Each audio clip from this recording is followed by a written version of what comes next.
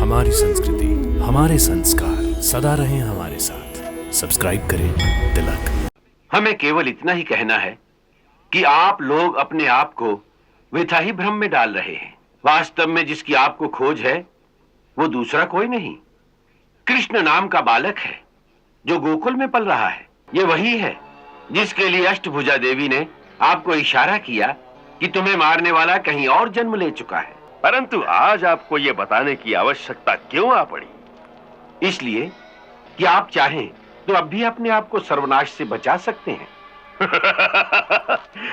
हमारे सर्वनाश के विचार से आप इतने विचलित हो गए। हम नहीं जानते थे कि आपको हमसे इतना मोह हो गया है।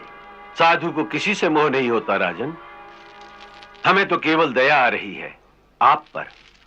इसलिए वो सन्मार्ग दिखाने आए हैं जिससे कि आपका कल्याण हो।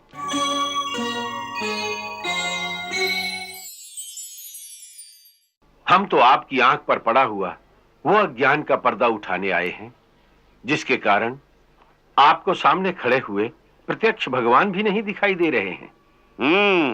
महाराज कंस, तनिक सोचिए कि जो चमत्कार उस बालक ने किए हैं क्या कोई साधारण मानव कर सकता है? क्या कोई कालिये नाग के फन पर नृत्य कर सकता है?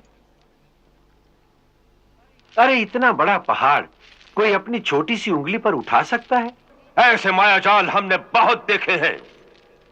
आकाश में देवताओं से युद्ध किया है हमने, जहां वो अपनी मायावी विद्या से कभी आंखों के सामने और कभी आंखों से ओझल हो जाते थे।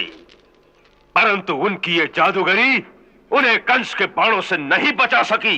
हाँ, मैं तो केवल इतना ही कहने आया हूं कि उस बालक को पहचानो।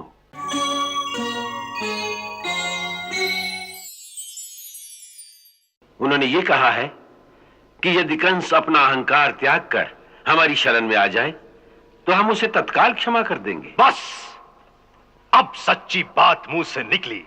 विष्णु ने आपसे समझौता करने के लिए नारद मुनि को दूत बनाकर आपके पास भेजा है,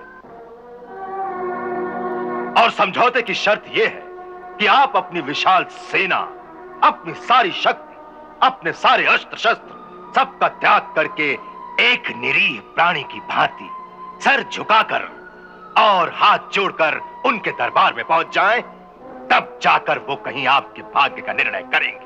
हाँ, इतनी विशाल सेना जब सारे राज्य में घेरा डालेगी तो वो घेरे में आ जाएगा। हाँ, इसी डर से उसने नारद जी को सुलह समझौते की बात करने के लिए यहां भेजा है।